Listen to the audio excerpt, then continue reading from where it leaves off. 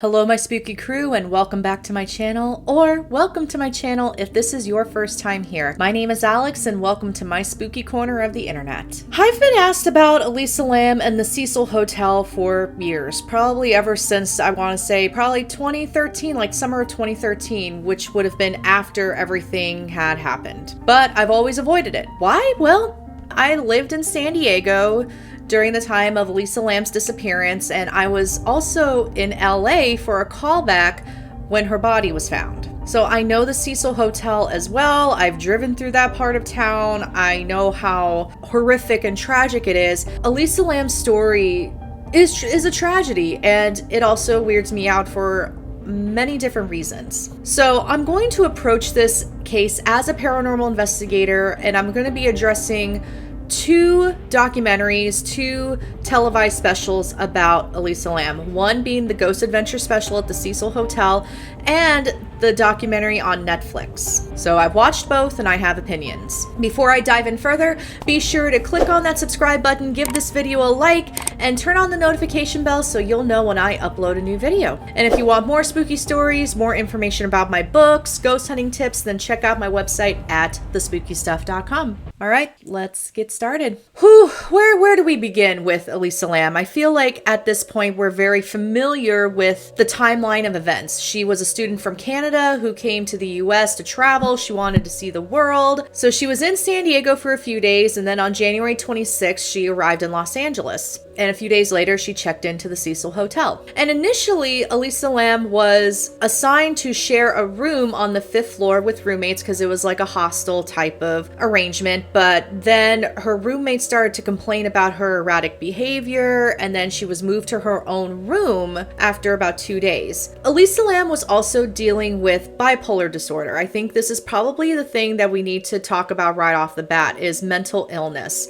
And she had been taking less medication for whatever reason. Either it wasn't making her feel great, or she wanted to experience Los Angeles more as her authentic self, as some people may put it. It's really hard to say because I wasn't there. I really wasn't there. And during this time, Elisa Lam was checking in with her family once a day, at least once a day, and then she didn't all of a sudden. So on February 1st, 2013, when she was supposed to check out of the Cecil Hotel and go to Santa Cruz, her parents didn't hear from her, and so they called the LA Police Department and her family flew to Los Angeles. Of course, people were searching, the police were searching, and then when they were going through the surveillance video, they found the infamous elevator video. LAPD released that video. They also realized that she was still in the hotel. I don't want to re-summarize the entire case because there's resources out there that can do it better than me. When the video of her in the elevator came out, all of these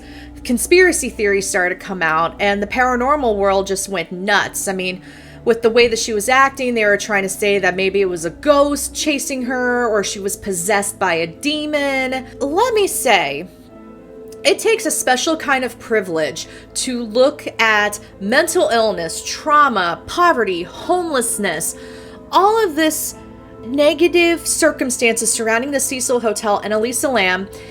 It takes a special kind of privilege to look at all of that and think, oh, demons. No. I have a theory about the elevator video. I think it's perfectly explainable. Now, there are some weird things with the elevator video, like with the timestamps being blurry, and of course, we lose about a minute in the video, which is also strange. I'm not gonna lie, that is weird. However, in that video, she was clearly in a frantic state. She was not in a good place mentally. I think what was happening was that she was getting frustrated that the door wasn't closing. I think when she was hitting all of these buttons, she was on the 14th floor, we know that. When she was hitting all of these buttons, I think she was trying to do whatever she could to get the door to close. But one of the buttons that she hit was the door open button. And there was another YouTuber that went to the Cecil Hotel and tested out the door open button, and the door stayed open for 2 minutes. That's a little weird for that, by the way. Also, during that moment, she was getting into the corner and what it looked like she was trying to hide from someone. She may have been trying to hide from the sensor so that the door would close.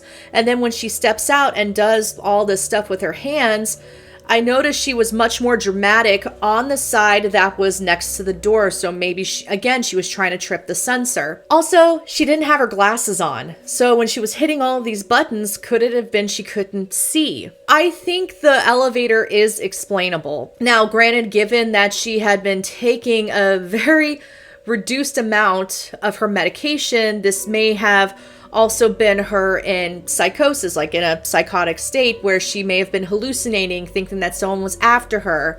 And there's also theories that there was somebody outside of the elevator holding the door open, like pushing a button. We don't know that for sure, and sadly, we're never going to know. When it comes to the elevator, I think that one could be explainable, but this was something that Ghost Adventures did not mention. I'll be honest, I have a lot of issues with the way Ghost Adventures dealt with Elisa Lam. One, I didn't like that they portrayed her as like the girl from The Ring, especially with the hair in her face and, standing like that and the water coming out of the elevator. One, this is a really offensive portrayal of people with mental illness, by the way. This does not help the stigma of mental illness.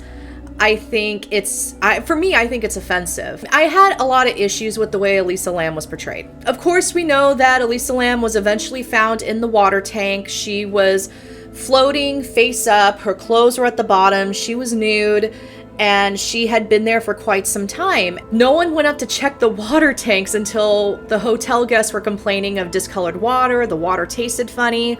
For me, if discolored water is coming out of the faucets, I wouldn't put it in my mouth. I wouldn't be brushing my teeth with it. Yeah, and also the water pressure was very poor. That was when Santiago Lopez, the maintenance worker, went up and checked the water tanks. And given that the search for Elisa Lam had been going on, there were dogs used, and they checked the roof, apparently. I'm just wondering why they didn't check the water tanks. There was one thing that came out that I think changed the whole dynamic of the mystery of Elisa Lam. Was the police had said that the door to the water tank, or the hatch to the water tank, was closed. However, Santiago Lopez said that the hatch was open. The door was off of the opening. So it's very likely that Elisa got in there herself. The autopsy report said that there was no trauma, no bruising to her body. If somebody had knocked her out and dragged her up there, that's a miracle, because her body probably would have gotten some bangs, some bruises, some cuts. But anyway, I also found it troubling that Ghost Adventures didn't bring this up either. They very much made it a plot that the door was closed, so obviously it must have been for some supernatural reasons that Elisa Lam ended up in the water tank. That's a big one to miss, and that's something that now a lot of people know. The biggest issues I have with the Ghost Adventure special is that there was a lot of mishandling of the information for the purpose of creating a story. Now, I know Ghost Adventures, they have a show to make, and there's a lot of entertainment value with it. It's tricky to create a story out of that, and this is no offense to their production, the cast. I just think that maybe Elisa deserved better than this. I'm just saying, because I think you still could have gotten a compelling story that was still entertaining without the mishandling of information. Otherwise, I do watch Ghost Adventures for its entertainment value, but I did have a lot of issue with the way that they treated the Cecil Hotel special with Elisa Lam. And then, of course, we have the autopsy notes, but if you look at the autopsy notes very closely,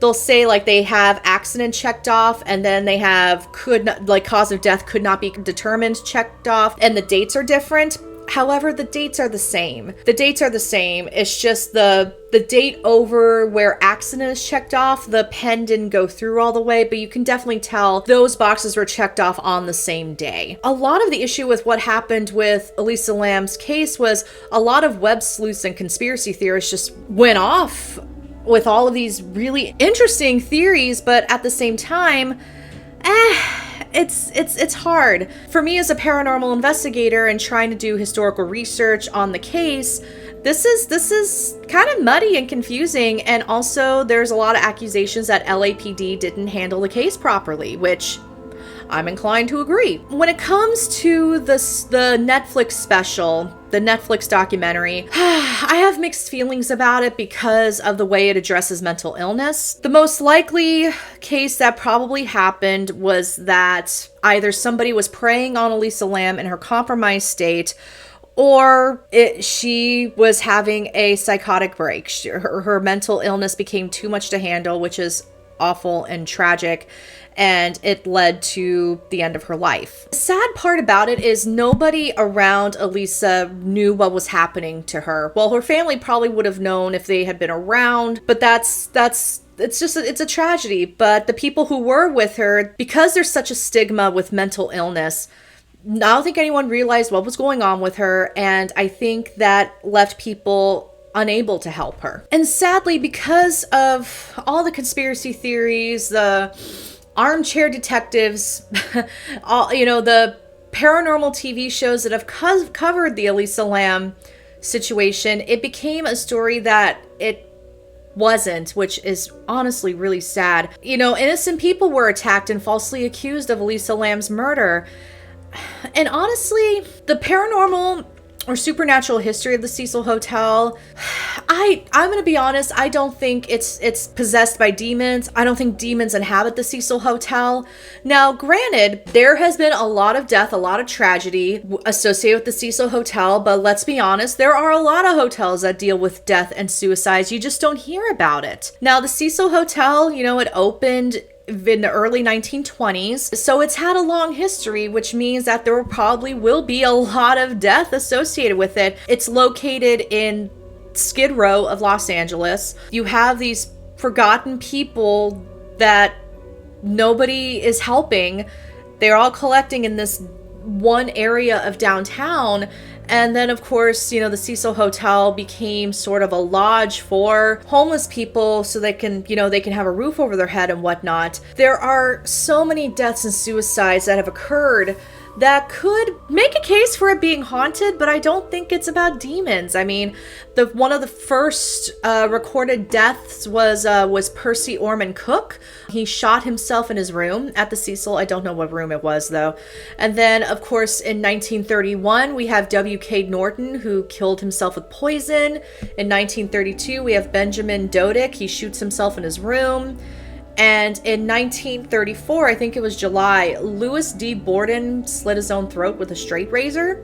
1937, Grace Magro jumped or fell to her death from the 9th floor. That's up for grabs. Anyone wants to tell me more about Magro's death, I'd love to hear more. In 1938, which would have been a year later, it's believed that he committed suicide from the 14th floor at the Cecil. And then a couple months later, a Navy officer by the name of Irwin C. Neblett checked into the hotel and he took poison, but he died at the ER. He was found and taken to the hospital, and he died in the hospital. A couple years later, 1940, a school teacher swallowed poison. She was rushed to the hospital again, but then she succumbed to the poison. And then the most disturbing one, this one, oh my gosh, in 1944, this woman named Dorothy Purcell threw her baby boy from an upper floor window at the Cecil, and she said that she claimed that the baby was stillborn and threw him out the window, and then the